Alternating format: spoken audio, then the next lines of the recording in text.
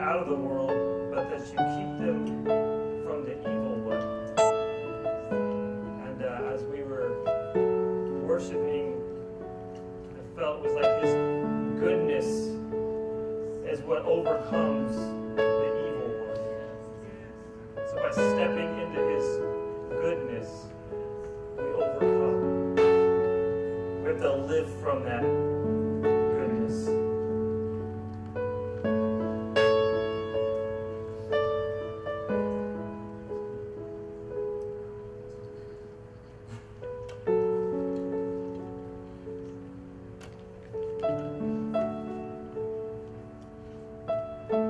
Father, I just thank you for being with us, for giving us your Son, who's overcome death so that we might live.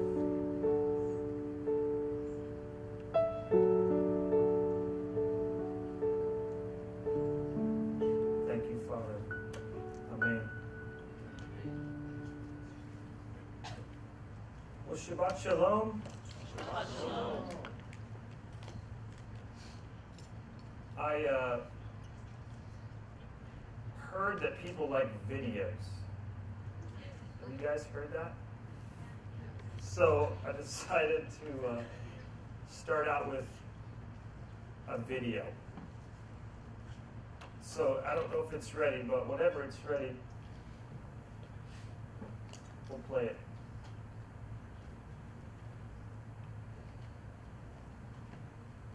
It's about my teaching. The title I'll give you is Jewish Identity and Continuity, if you're taking notes. Here we go. It's about 5 minutes. Hi, my name is Moshe Zelvin. I'm a teacher at Aisha Torah in Jerusalem. Imagine you're sitting on the train, you're sitting on the subway, talking on your phone to a friend about plans for Rosh Hashanah, Passover. You hang up the phone, and the guy beside you says, "Did you say something about Passover? Are you like Jewish or something?" And you feel a little weird, and you say, "Yeah, I'm Jewish." So the person says, "You know, I've always wondered, what exactly are you guys? What does it mean to be Jewish? It's like a club or something? Like, who are you guys? What do you guys do? What does it mean to be Jewish?" So here you have 3 minutes to talk to this person about what being Jewish is. So you say, it's a religion. You know, there's Jews, there's Christians, there's Buddhists, there's Muslims. I'm Jewish. So the man says to you, "Oh, you're religious?" So you say, "Well, no, I'm actually not religious at all, but I'm Jewish anyway." And he kind of looks at you and says, "Oh, so it's a religious thing, but you don't have to be religious to be part of it?" Then that doesn't really make any sense, because Christians believe in Jesus, right? And Buddhists believe in Buddha. But being Jewish, you don't have to believe anything and you're still Jewish? Then you're not a religion. So you take a second attempt and you say, "Well, you're right. You know what it really is? I'm Jewish not because of what I believe in. I'm Jewish because we're like a nation. We're a nation. All Jews are part of this thing called the Jewish people." So he says to you, "Oh, where does the nation live? In Israel?" So you say, "Yeah, well, but I don't really live in Israel." And he says, "What language do you guys speak? Hebrew?" You say, "Yeah, but I don't really speak Hebrew." You say, "Well, how do Jews dress? And what's your culture? And what's your history?" And you say, "Well, the truth is, we live in lots of countries, we speak lots of languages, we dress in lots of different ways, we eat lots of different foods, we have lots of different histories. There's Ethiopian Jews, and Yemenite Jews, and Sephardic Jews, and Ashkenazi Jews, and we live all over the place." So he looks at you and says, "Then you're not really a nation either. Because French people live in France and they speak French, and Italian people live in Italy and they speak Italian. So you're not really a nation. So what makes you Jewish? What ties all Jews together?" So you take a third attempt and you say, "You know what it is? We're all Jewish because we come from our Jewish parents." It's like, you're right, it's not a religion, it's not a nationhood, it's like a race. We're all part of the same race. We're ethnically Jews. So this non-Jew says to you, "Well, I did hear there's a thing called converts. You don't have to be born Jewish to become Jewish. So you can't be a race either. Because there's Chinese people who are Chinese because their parents are Chinese. But being Jewish has nothing to do with that, because you could be Jewish just because you chose to be Jewish. That's not a race. So you're not really a religion, and you're not really a nation, and you're not really a race. So what the heck are you?" And if you think about it, you gather a group of Jews into a room, look at any Jewish gathering, and you say, "What's the one thing that ties us all together?" where no matter what we live and what language we speak and what religion we follow and whatever we practice, whatever we believe, wherever we come from, whatever our ancestry is, converts, non-converts, what binds us together? What makes us Jews? It's so unusual. So this question bothered me for years until I finally found an answer. Rabbi Yadin Steinsaltz, in one of his books, writes that the Jewish people are called one thing consistently in the entire Torah. We're called B'nai Yisrael, the children of Israel. So when I read that, I thought about it. What does it mean that we're all the children of Israel? Who's Israel? Well, if you look biblically, Israel is this fellow named Jacob. His name got changed to Israel. But really, we're called the children of Jacob. The children of Israel is the children of Jacob. We're all Jake's kids. Every Jew you meet in the world is just another one of Jake's kids. So when you realize that for every Jew you ever bump into, you're bumping into another one of Jake's kids, what does that define us all as? It defines us as a family. Being Jewish is you're part of this special thing called the Jewish family. How do we understand converts? A convert is somebody who got adopted into the family. And when you adopt somebody new into your family, they're part of your family just like everybody else. They take on your name, they sit at the dinner table with you, you treat them like all your other kids. Your family is your family. When I discovered this idea, I was sitting in a bookstore. I started walking down the stairs of the old city to the Kotel because I was going to go and pray. And I looked around me at all of these Jews, secular Israeli soldiers, Hasidim, American tourists, Ethiopian Jews, people arguing with each other in a very Israeli way. I looked around me and I said, wow, you know what Jews really are? We're like the world's biggest, most dysfunctional family. That's who we really are. And yet somehow we stick together, somehow we know we're all in the same boat, and somehow we know whether you're a practicer of Judaism or you're not, whether you're observant or you're not, whether you're living in Israel, you're not living in Israel, you speak the language, you know the customs, you follow the holidays or you don't, Jews are Jews. And if we know that we're a family, that's the glue that's going to help us stick together and love each other and stick throughout all time doing the job Jews are supposed to do in the world. All right. So, regardless of what you think about his definition, I'm introducing this topic of who is a Jew, right? And he's saying that the Jewish people are a family, and we'll get into that. But really, what I'm presenting here is that it's complicated, right? He definitely showed you that it's complex. This is not just a simple answer. It takes quite a bit of nuance to even answer what seems like a very simple question, right? Maybe you've wrestled with this before. Who is a Jew? So there's two main ways I'm going to go about it, but they both overlap. I'm not here to necessarily argue for the fact that Jewish believers in Yeshua should continue to identify as Jews and love Yeshua. In our context, that's a given, okay? So I'm really, we already know that. I'm assuming you already know that. And then we're going to build from there, okay? And so what I want to look at is still there's a theological element, which we have to get into. But then there's also a sociological element. And so a lot of this is going to feel sociological. So it may feel a little strange for a Shabbat teaching, but I think it's helpful for us. So sociologically means we're going to kind of look at the bigger picture, right? We're going to kind of look at what does this mean at a 30,000-foot perspective, okay?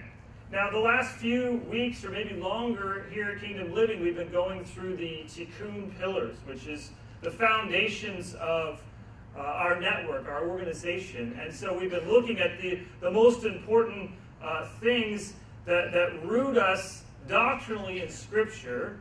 And this week what I'm highlighting is that the kingdom is expressed in Jewish calling. That's the pillar. The kingdom is expressed in Jewish calling. And so this is what I want to emphasize through Jewish identity and continuity. So this is really an introduction this Shabbat, and then it's kind of like a mini seminar. Wednesday night, I'll finish this teaching, so I'm just getting you warmed up this morning, if that's all right. So a quick overview is I'm going to look at this over these 2 different days through a couple different categories. First is through research studies, okay? So I'm going to look at the Pew Research, which is this vast research. I'm going to look at a Jewish millennial research that Barna did. Then I'm going to look at intermarriage and conversion. We'll really start to, that's what we're going to look at mainly today, is these 2. And then on Wednesday, we'll look at the matrilineal and the patrilineal principle, which is how is it that Jewish identity is passed down from the parents to the children? What is the biblical perspective on that? What's the tradition? How do we understand that? Then we're going to look at DNA testing. This will be fun. Quick survey. Who's done a DNA test? Wow, look at that. That's a good percent. So we're going to look at DNA testing. Can you find your Jewishness in DNA testing? Good question, right? Then Jewish diversity, and finally Messianic Jews. So we'll kind of bring it back to our context and really see how this is relevant for us, although we'll see this throughout. I want to start off with this quote from Orthodox Jewish theologian Michael Visegrad. I always say his name wrong, something like that. This is what he says. He's a very respected, non-Messianic Orthodox scholar of the past century, really. He says, we will not see full repentance for anti-Semitism in churches until the pastors of the churches teach their baptized Jews, or Jewish members, that they are called to live Jewish lives based in the Torah. And I'll add to that, also based on loving Yeshua, right?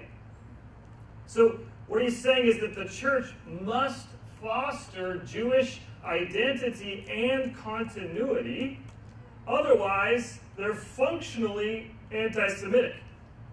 They may say they're not, they may have repented from anti-Semitism, but functionally it still works out like anti-Semitism. Why? Because after about 3 generations, and definitely by generation 4, what happens? They're not Jewish anymore, right? They've just assimilated into the greater Gentile Christian culture, and they're not Jewish. Well, that's pretty anti-Semitic if you're no longer Jewish. Do you see what he's saying here? Now, what's interesting is that the Messianic Jewish movement, our identity, right, has, I believe, a really significant role in fleshing out and searching after this question of who is a Jew, helping to define that. What is Jewish identity and continuity? Modeling that for the greater Jewish community and the church. And then, of course, we have a unique role to actually help the church, encourage them to help their Jews remain Jews, right? So we'll get into all these different things. Dr. David Rudolph, who is the chair of the Messianic Jewish Studies program at the King's University, he is also my professor, and if you don't know, I'm in the doctoral program there, and so this course is actually an outworking of my class, and actually you're part of my assignment. So thank you so much. But, so this is gathered from the material from his class, but interestingly, he also just, quote, happens to be a disciple of Dan Juster, and he was raised in the Messianic Jewish movement because his father is actually an associate shaliach and an associate apostle to Dan Juster, and has been a part of Tikkun for 40 years. So he's not just somebody, he's somebody that we very much know and respect. And I want to quote him to begin here. He says, Ahavat Yisrael, the love for the Jewish people, in its most profound sense, begins with Ahavat Mashiach, the love for the King of Israel, or the Messiah. And it ends with a commitment to supporting the identity and continuity of the Messiah's own people. What is he saying? He's saying that Messianic Jews and Gentiles are to be committed to Jewish identity and continuity. Why? Because of their love for Yeshua. So even everything that we're talking about here is still through this lens of what we've been talking about for the last couple of months, maybe. Love of God, love of Yeshua, and you could say love of neighbor. First and second commandment. Everything comes through this lens of loving Yeshua. So why do we care about Jewish identity? It's still through this lens of loving God, loving Yeshua. And therefore we love our neighbor, second commandment. Now historically we know that when Jews have come to faith, that what's happened? They've assimilated over time because the church, as most of us probably already know, was very intentional about not allowing Jews to remain Jewish and love Yeshua. They would, for example, throughout church history, require them to eat pork as a sign of their conversion and baptism. They would require them to work on Saturdays. There's been all sorts of things, but I'm not here to denigrate the church. I'm merely using that as an example to say, this is one of the reasons why we haven't had this continuation of Messianic Jews, is because the church has made it really difficult for them to be able to do that. Now that's changed, okay? An example of this is that Lon Wixel, one of our elders, gave me this statistic, and that in the 1820s, there were 224,000 European Jews who accepted Yeshua. Like, we have data from confirmed baptisms in the church. That's a lot of people. And I'm saying this to show you something. Like I said, it's not to put down the church, it's to say this.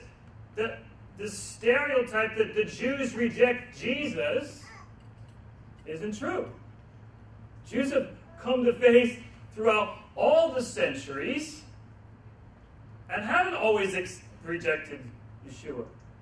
But what's happened is that they hadn't what? Continued to live as Jews, and therefore they assimilate into the greater Christian culture. Right? So, today, as you might imagine, the Jewish community is really concerned about assimilation. For the historical reasons, and because, as I'll show you in a few minutes, there's been this dramatic rise in assimilation. So, the key that I want us to focus on is something very interesting, and that is that we actually have a shared value with the greater Jewish community. So it's difficult when you think about it. Like, we have this relationship with the Jewish community, but it's let's say, a dynamic tension, right? It's like, by definition, we struggle because you can't believe in Yeshua and be a part of the Jewish community officially, but we still have many Jews in our community, so how does this work out, right? What's our values that are similar? Where do we connect? Is there a place to connect? Or is it just there outside the fold? Or how does this work? Well, interestingly, this is, I think, a key to even this whole presentation, is that this great similar value system that we hold is the continued identity of Jews. This is at the forefront of the greater Jewish community. It is about remaining Jewish and passing it on to your children. That is, in some sense, a greater concern than loving God, which is a problem, okay? But I'm just saying, this is a huge value of the greater Jewish community. And our Jewish members can nod their head. They know this. This is huge. And what's awesome is that the Messianic Jewish movement in particular is all about continuing Jewish continuity. So this is a similar value system that we could say, hey, we may disagree on Yeshua, but we are all about Jewish identity and continuity also. I'll give you a story. Dr. Rudolph told a story. So Dr. Rudolph, his parents divorced when he was young, And then his father came to faith in Yeshua. Both his parents are Jewish. And his mother remained a conservative Jew. And she's still a conservative Jew to this day. So he's raised in the Messianic Jewish movement and in the conservative Judaism. Very interesting, right? So recently, or I don't know what he said, a couple years ago or something, he's in his 50s now, okay? So his mother still is uncomfortable coming to the Messianic Jewish congregation. Not that she hasn't been, but it's not her favorite place, right? So the High Holy Days were coming up, and so he said, Mom, why don't we come to, the conservative synagogue for the High Holy Days? And so she said, oh, that'd be so wonderful. So he calls up the synagogue and you have to buy tickets to the Jewish community for the High Holy Days. So be thankful you don't have to buy tickets here. Maybe we should start. So he calls up and he happens to get the rabbi on the phone. And they start to talk, and then the rabbi he wasn't planning on sharing this information, Dr. Rudolph, but the rabbi's like, so what do you do? Well, so he starts to explain, and needless to say, it didn't go so well. And he says, that's so great to hear your story, but I'm not going to sell you any tickets to the High Holy Days. This is normal. So,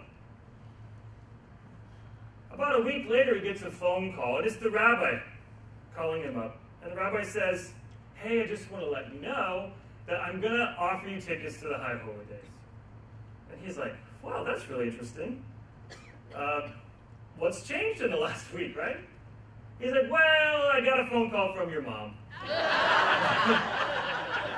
A good Yiddish mama, right? He got a phone call from his mom, and his mom began to explain to the rabbi that, well, he's different because he has raised his family with a Jewish identity. They keep Shabbat. They observe the feast. They keep kosher.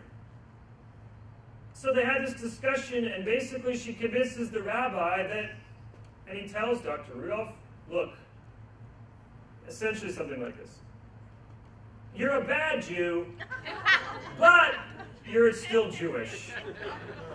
And for the kids, I want them to experience what real Judaism, quote unquote, really is. Something like that, right? Now what's amazing to Dr. Rudolph when he was telling the story was that his mom had never ever talked about any of this stuff to him ever. This is all news to him. That she thought it was so amazing that they've raised their kids Jewish, that they continue to identify as Jewish. And now some of them are even married, and they're raising their families as Jewish.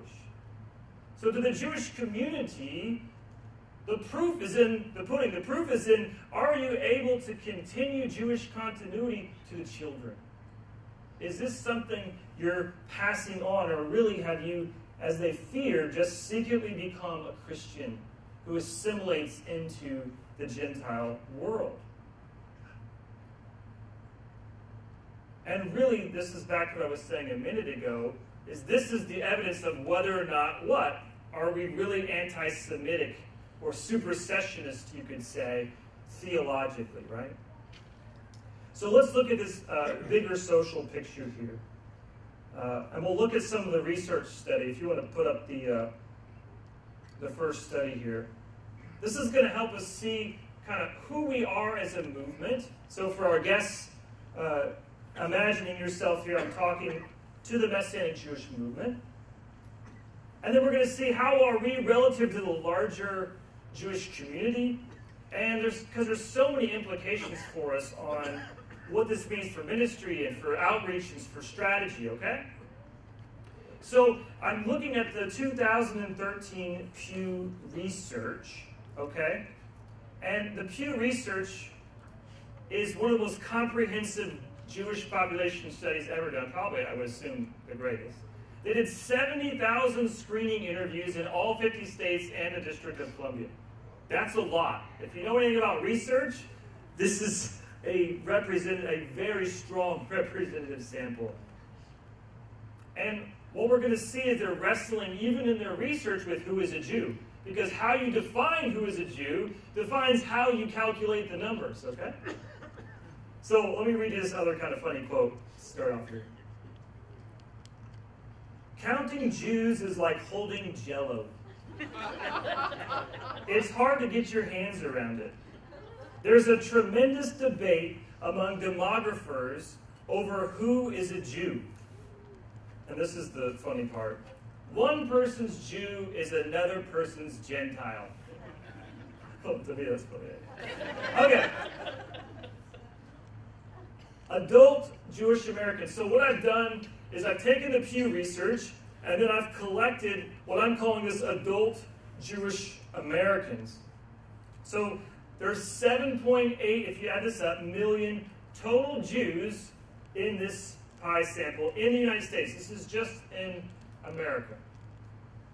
The largest number here is 4.2 million, and it's designated as Jews by religion. Okay, meaning they identify with Judaism. Okay? Now, on the surface, you're like, okay, but when you continue to ask questions in the survey, they found out that only 39% of these Jews believe in God with absolute certainty, and only 29% attend religious services at least once a month. And you could go on similar statistics, meaning just because they are identifying as Jewish by religion, it's kind of, maybe you could say maybe you're Catholic by birth, or it's like, it doesn't necessarily mean that they're observant, okay? Now, what the observant Jews would be in this category. Then we have 1.1 million Jews by no religion, okay? Now, Jews by no religion are Jews that are essentially atheists, agnostic, or they just say, I have no religion, right? Nothing. They're still raised Jewish, they still have Jewish parents, and they still consider themselves Jewish, but no religion. And then the last category is 2.5 million of what is designated by Pew as Jewish background. Okay, Jewish background. What does that mean? That means that they have at least one Jewish parent, and they are raised Jewish, but they are now connected with another religion. Now, what's interesting in the Pew Research is they did not include Jewish background people as Jews. So their definition of who a Jew is that if you convert to it or become a part of or you self-identify, I should say, that's the way to say it. If you self-identify as a part of another faith, then you're no longer a Jew. But if you're atheist, you're still a Jew. You see how now your definition of who a Jew is starting to matter, right? And because you can't, even though it's this purely sociological academic study, you can't separate it from theology, can you? So I'm lumping them all in here together to give us a more accurate portrayal of how many Jews we have. Okay, now, new slide here, because now we're going to look at this 2.5 million that are Jewish background, okay? And we're going to see that there's 1.6 million, the large piece, that identifies Christian. This is extraordinary. That means there are 1.6 million Jewish Christians in the United States. Meaning that they're in the church probably, right? They go to churches. They've come to faith, and they're in the church. Now, historically, we know that there's this high statistical likelihood that they will assimilate. It's a statistical likelihood. I'm saying they will. Another significant thing is we see that there's 100,000 that self-identify as Jewish and Christian. Now, who do you think these people are? Messianic Jews, right? They say, hey, I'm both. So what we did in my doctoral class was something very interesting. We kind of played a guessing game to kind of look at these statistics. So we said, all right, how many Messianic Jewish congregations do we have in the U.S.? And we kind of debated. And there's about 80 in the UMJC. There's about 100 in the MJA. There's a bunch of independents. There's Tikkun. There's a couple of smaller networks that maybe they have a double affiliation. I'm not talking about the Hebrew Roots movement. I'm talking about the Messianic Jewish movement. I'm not talking about one law and every mind. I'm talking about these kind of other things. I'm talking about the Messianic Jewish movement. And we said maybe there's, being very generous, we said maybe there's 300 congregations. Okay? 300 congregations, and we said, okay, maybe 75 regular attendees. Okay, we're just guessing here.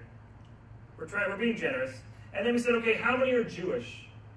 We said, okay, maybe 25% of your average congregation. So you may say, Tom, this is too high, too low. But we're just guessing here. You'll see in some sense it doesn't really matter, okay? I mean, it does if you're like, there are 5,000 or something, but I don't think anybody would argue that.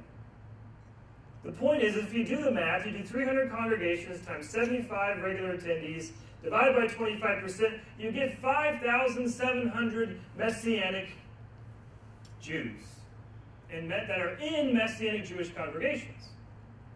Now, we just saw the statistic that said that there were 100,000 Messianic Jews that self-identify as Jewish and Christian.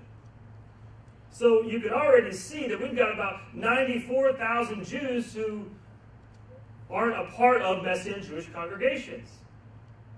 I mean, they don't need this impartation that they're still Jewish. They know they're Jewish. They identify as Jewish. This is helpful information, isn't it? It also means, again, I'm estimating here, but we're really small, right? The Messianic Jews, in the Messianic Jews, this is a really small group. So you can, I've done this math with other people before. My initial thing was, this is depressing, you know? It's so small, but Dr. Rudolph was pointing out, wow, this is a really loud and prophetic voice for how small it is. And what if we just gathered, what if we were able to, can you imagine if we gathered more together? Because together we end up having a louder voice, right? It's really this call for unity. But continue with the statistics.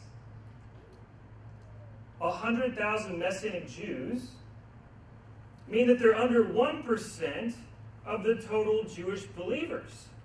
So regardless of whether you go to a Messianic congregation or not, there's a small percent of the greater number of Jewish believers, because it was 1.6 million Jewish Christians who identify as Christian only. And then if we look at that, that means there's 1.6, you still follow me? There's a lot of numbers today.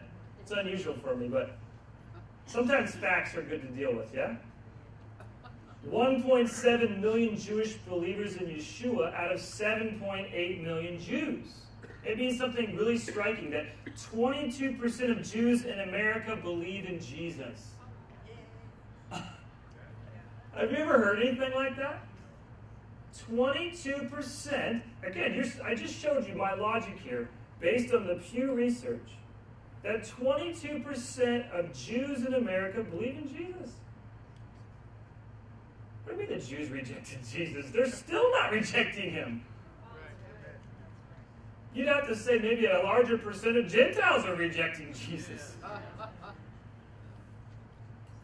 And what also confirms this statistic is the Barna research, which I won't dissect so intimately, which was focused on Jewish millennials, meaning 18 to 31. This was 2 years ago, so now they would be about 20 to 33. 24% of millennials believe in Jesus. Now, look, just because you said these things, you know, Barna's research shows very easily, just because you say things, that doesn't mean necessarily you have a serious relationship with the Lord. And, you know, we could argue further and further here that these statistics aren't as awesome as first presented. But I'm trying to just give you this macro painting of the numbers. Because this still shows something very negative, and that is that there are 6 million Jews in the U.S. who have no connection to Yeshua and no connection to Christianity whatsoever. 6 million Jews. That's a lot. And finally here, just to throw out something interesting, is that if there are 5,700 Messianic Jews, that means there are roughly, again, these are estimates, 16,000 Messianic Gentiles. Okay? Now, there was this further category that I'm not going to put up here called Jewish affinity. Okay? So, Jewish affinity was people that were not raised Jewish, don't have any Jewish parents, but they still kind of see themselves as Jewish. They call it affinity. Like, some of them answer, they use this in the survey, they answer like, well, Jesus is a Jew, and so I'm a Jew too. Or they have friends that are Jewish, so they kind of feel like they're Jewish. Or they just love the Jewish people. Or so it kind of depends on each person how they would answer this. And guess how many of these people there were? 900,000. Well, actually, there's more than that, but there's 1.2 million, I think. But 900,000 who actually still identified as either Christian or Christian and Jewish, or Jude, I should say, Christianity and Judaism. So they're still, quote, in the fold, if you will. They could be in churches. These could be Messianic Gentiles. These could be one law people. They could be just in churches and they love Israel. But this, why am I saying this? This is like this. It shows this interest in the Jewish roots of the Christian faith, right? That it's because sometimes you ever feel like this. You feel like nobody knows about the importance of the Jewish people in Israel, and then sometimes you like wish that some people didn't know about it. You know, that's a whole different story. Like it. But this is giving us some like reality to, okay, maybe there's 1 million people or something like that. You know? Okay. Now let's continue with Pew, but we're going to look at intermarriage and conversion here. Intermarriage is on a dramatic increase. And to the Jewish community, intermarriage, it's a crisis. This is a 4-letter word. This is bad. Before 1970, the Jewish community had an intermarriage rate, this is according to Pew, of 17%. By 2013, the intermarriage rate was 58%. And it's on this dramatic, steady increase throughout those decades. 71% of non-Orthodox Jews were intermarried from 2000 to 2013. So if they weren't Orthodox, the percent goes up even more. Let me read you this next quote. This kind of summarizes how the Jewish community feels about intermarriage, and it also throws out this interesting problem. This is from In Every Tongue, which is a great book about the Jewish diversity in the United States. He says that, or they say, that much feared goblin, assimilation, and its henchman, intermarriage, have become such villains in contemporary Jewish mythology that we have purposefully kept out of our consciousness all reminders that we have never in our history been homogeneous. So now it's getting really interesting, right? So it's like intermarriage is bad because it leads to assimilation. But the problem is that historically the Jewish community is not homogeneous, it's very diverse. So what do we do about that? Now, of course, the reason it's a bad word is because assimilation historically leads to losing, like I said, your Jewish identity. So of course they're afraid because they're going to say, there's not going to be any more Jews. So the question is for us, is intermarriage okay, right? This is a pretty relevant topic in the misses. I'd say, I didn't realize how relevant this topic was. This topic is so relevant that Dr. Rudolph argues, and I think he's too high, but he says that maybe as many as 95% of leaders in the Messianic Jewish movement are intermarried. And that he thinks that that's no different among the people. But let's say it's 80%, this is still really high, right? And I think he's probably right. I mean, somewhere in there, that's right. Our congregation reflects that. So, the question becomes, is intermarriage bad, right? Is intermarriage okay? And this is really relevant for our congregation. Is it okay? What do we do about it? The Jewish community is saying it's not good. So, of course, why don't we look at the Bible? What does the Bible say? Thanks for asking. Well, there's too many examples to go through, right? So we're going to look at some of the highlights and some of the lowlights. And here's what I'm going to show you. That basically you can look at biblical intermarriage and you can frame it in two different categories, two examples. The first is idolatrous intermarriage, meaning you'll see that the intermarriage that is idolatrous is consistently and always prohibited. Not surprisingly, right? The question becomes when you marry your spouse, therefore, is, are they an idol worshiper? Good question. You might say that to your children. The second one is that we actually see healthy intermarriage throughout all Scripture. This may be a little more shocking when you look at it.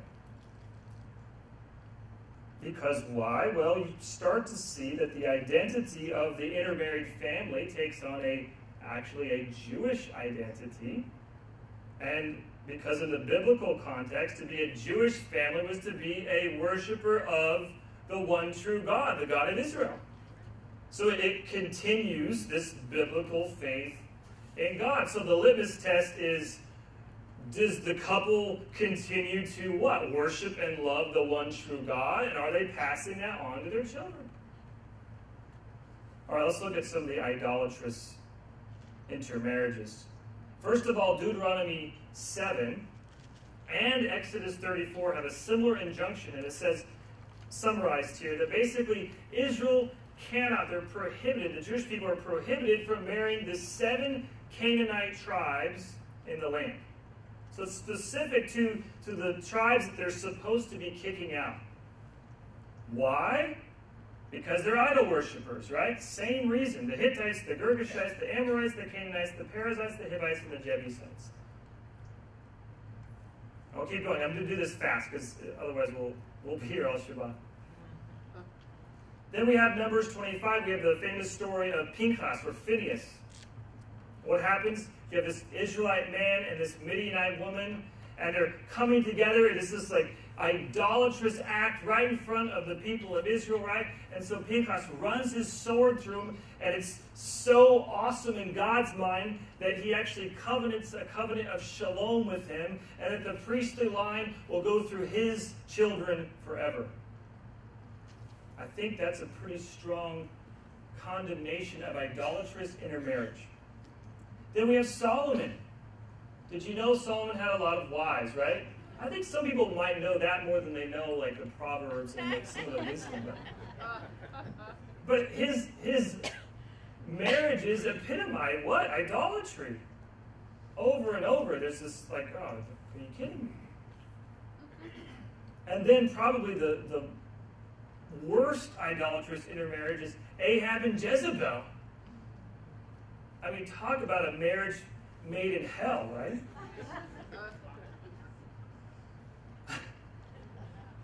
And then, I mean, there are more. Ezra's return from exile. Ezra comes back, and then he, if you remember, he banishes and forces some of the couples to divorce and to send the foreign wives away. You remember this story? Now, sometimes like, wow, how can you do that? But if you do the math, you know that's like 0.004% of the families that he did this to. Just a little extra percent there. And he compares these wives with Solomon's idolatrous wives. So it's clear when you look more closely to the text that look, these women apparently were refusing to what? To not be an idol worshiper. And he said, hey, that's why we got kicked out of the land to begin with. We're not coming back after the exile and rebuilding the temple and going through the same thing all over again. You're out of here. Good decision, Ezra. All right, healthy marriages. Now, these are the ones that we don't talk about as much. Moses, the lawgiver, he married a Midianite named Zipporah. And she is an example of a godly woman, so much so that Moses is heading back to Egypt to free the children of Israel. And what does she do? She circumcises his son. This is covenantal, right? And it seems like in the text that if she doesn't do that, God's going to kill Moses. So you have this faithful Gentile. And then later he marries a Cushite, probably an Ethiopian. And all of our Ethiopians said amen, right?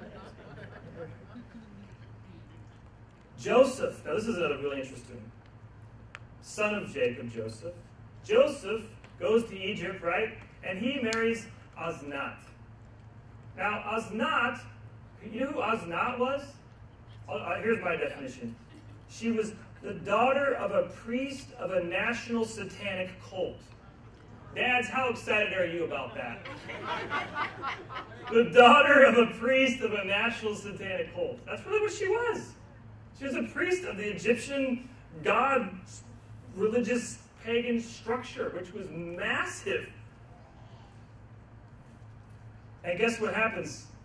She had to have been a godly woman because the Lord's like, you know, I'm going to give Joseph's children a double blessing. Actually, this is where we get Manasseh and Ephraim. The 12 tribes kind of expand through this double blessing of this sons of the daughter of a satanic cult. So apparently your background in God can be redeemed. Hallelujah. That's amazing. That's a whole teaching right there. It's amazing. So much so, even today, you know, on Erev Shabbat, in Jewish tradition, the father blesses his sons, according to the text, in the name of what? Ephraim and Manasseh. Wow, the fruit of this healthy intermarriage. And the kids continue to follow the Lord. And obviously they're Jews. Tribes of Israel, okay. Now here's a difficult one. Numbers 31 and Deuteronomy 21 talk about female captives. Now, this is interesting to talk about. Why? Because it shows that intermarriage was okay, and even at a broader scale than just some of these key leaders, because it talks about that they brought in 32,000 Midianite female captives. Now, and then there's an injunction in Deuteronomy 21 that says that they have to do this with female captives, okay? You probably never heard a teaching on this. You have to shave their heads, cut their nails, they have to mourn their parents, and they have to remove their captives' clothes. And clothing is this connection with a covenantal reality, right? So they remove the captive's clothes, and they actually come into the home of the Jewish husband that they're going to be married to. And this is maybe the first reference to some sort of conversion, okay? And so what does that mean? That they've come into the Jewish people, and their children will be a part of the Jewish nation. And well, what does that mean? Well, first of all, that starts to show us something that what? It's not just this pure bloodline back to Jacob, right? I'll continue. Esther. Now, Esther's, maybe there's an asterisk by her as an example here, because I don't know that her spouse wasn't an idol worshiper. But God used this as the redemptive intermarriage. it's hard to leave her out because it's such a dramatic intermarriage story. So maybe you want her in a different category. And then the final one is just to think about Yeshua's lineage. Rahab is in Yeshua's lineage. And according to the genealogy in Matthew 1, Rahab marries Salmon or Salma, and Salma has who? Does anybody remember? Boaz, right? And then Boaz marries Ruth. So Boaz, even when he sees Ruth as she's a Moabitess background, right? His mother was a pagan background. So this wasn't even hard for him to imagine what a healthy intermarriage could look like. And so we see in Yeshua's genealogy that you actually have almost highlighting healthy intermarriage. Highlighting these women who have come into the fold. And of course, Ruth famously says, your God will be my God, your people will be my people. And this is a little interesting note, is that also on Erev Shabbat, the tradition is that the men bless their wives from Proverbs 31, right? Eshet Chayil. Well, Eshet Chayil, other than I think maybe two kind of generic references, is used only in the book of Ruth, referring to a woman. So the rabbis teach that the Eshet Chayil of Proverbs 31 is referring to Ruth, that you're blessing your wife to be like Ruth. Which is really interesting when you think about it in this intermarriage sense, because the two of the main blessings on Shabbat over your family are these examples of healthy intermarriage. Never thought about that. At least I had. All right. I'll conclude here for today. Hopefully this has been getting you enough to come back Wednesday. So is intermarriage okay? Well, it depends, right? Does the spouse love God? Now, what's interesting is you might have heard that, and Paul says it a little differently. He says, don't be unevenly yoked. It's not such a foreign concept, right? Where does Paul get that? Well, Paul's getting everything from the Tanakh, right? But then there's also this understanding that Jewish identity and continuity is important into the children. We would call it covenantal continuity. There's this essential component that the covenant be passed on l'dor v'dor, from generation to generation. And in fact, even with the creation of the Jewish people, this is about how she's founded from the very beginning. It's a tri-generational covenant. It's the God of Abraham, the God of Isaac, and the God of Jacob, right? It's tri-generational. You even see at the very founding of Israel that she has this necessary foundational covenantal continuity. Do you see that? It's necessary. Esau is not the same as Jacob. Ishmael is not the same as Abraham. It's not that they don't have blessings. They're actually blessed. Just being a part of that whole family, they're blessed. But there's this essential covenantal component in order to pass on the identity of this very unique family that carries the name of God in history. So what have we seen? We've seen something very important, and that is that the Jewish people are ethnically diverse, even biblically speaking. So sometimes people have this question. They're like, well, how is it that when you go to Israel or when you even come to Kingdom Living that there are Jews and they all look different? Have you ever had that thought? I thought they were all Jake's kids.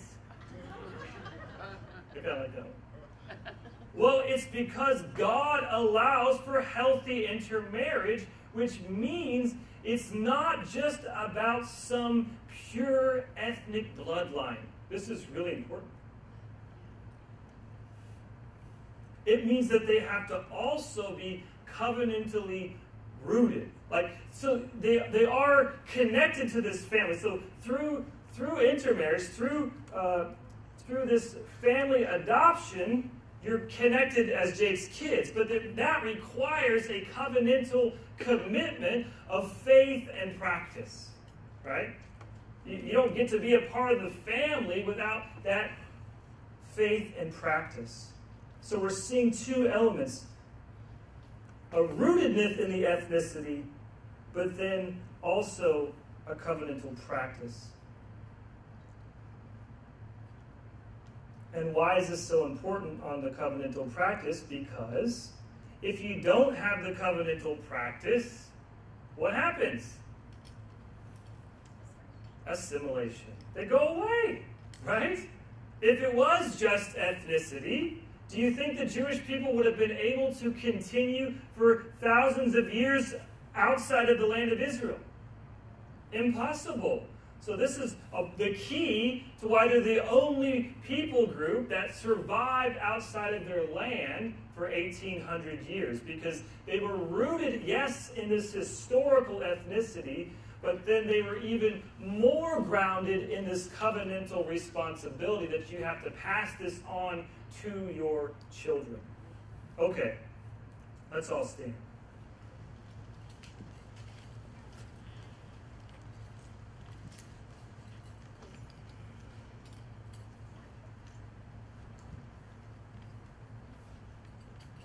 I feel like I'm just getting warmed up.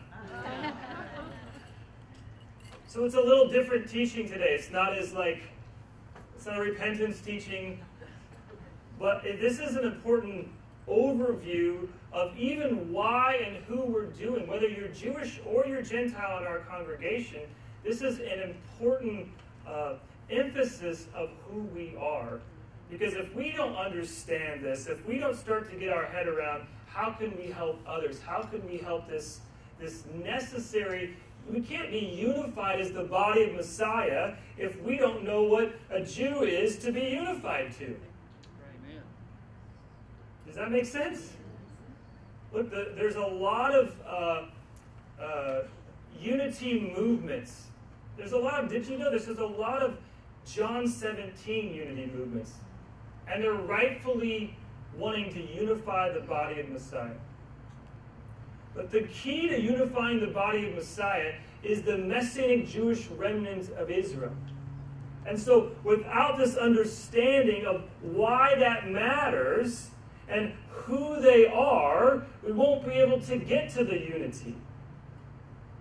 And if we don't pass it on to the next generation, we'll have to do like so many generations where they have to start over again. We want to keep starting over every generation? We need our Gentile side of the family, of which I'm Gentile. We need our Gentile side of the family to encourage our Jewish brothers and sisters to live and identify this way as a covenantal responsibility.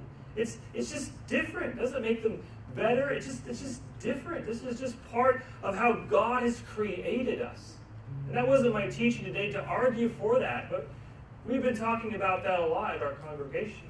But this is this bigger picture on why it matters.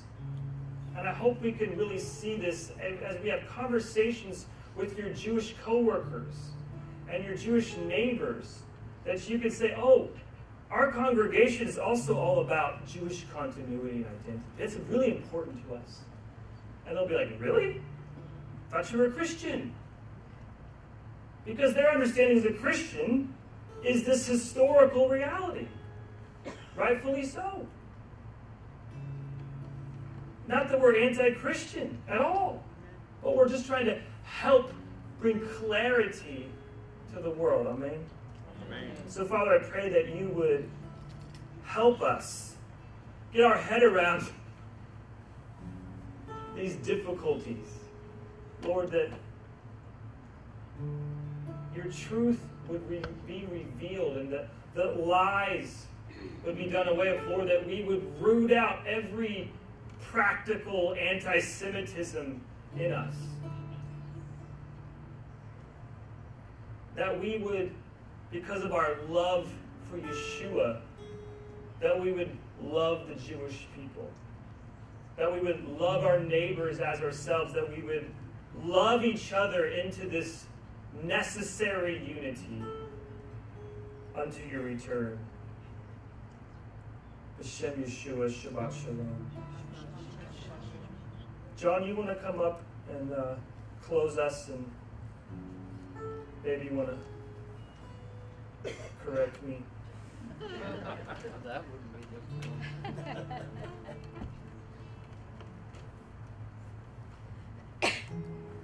Tom's fed us a lot of information, and there's many sides to these perspectives that he shared with us.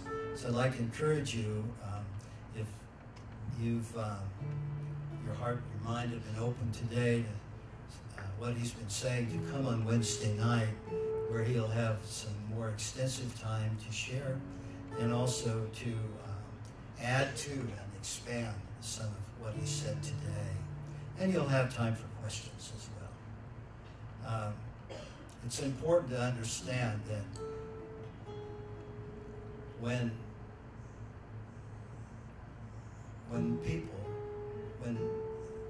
people come together in love in our Yeshua, we become a family, as Tom said. But there does remain Jew and Gentile.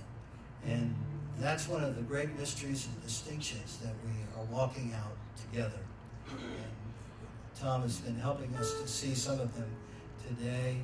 So again, I'd like to encourage you to come if you'd like to hear more on Wednesday night. The Lord spoke to Moshe. Adonai spoke to Moshe. Speak to Aaron and his sons and say, this is how you are to bless my people Israel, and say to them, and so put my name on them. And that's one thing that we all share, Jew and Gentile, through our Yeshua, the world over, that you would put my name on them. And so we do. Adonai v'yishmarecha Yayu Adonai panav elecha Yiseh Adonai panav elecha Yasem lecha Shalom. May the Lord bless you. May the Lord keep you. May the Lord make his face shine upon you and be gracious to you. May the Lord lift up his countenance, his beauty, his presence, and send it upon you and give you peace. Shabbat shalom. Shabbat shalom.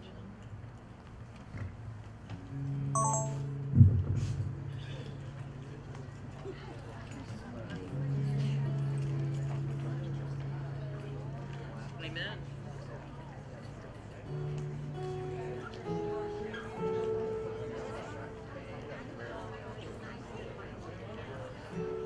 Prayer today. And we'll have a prayer team up here if you need prayer today.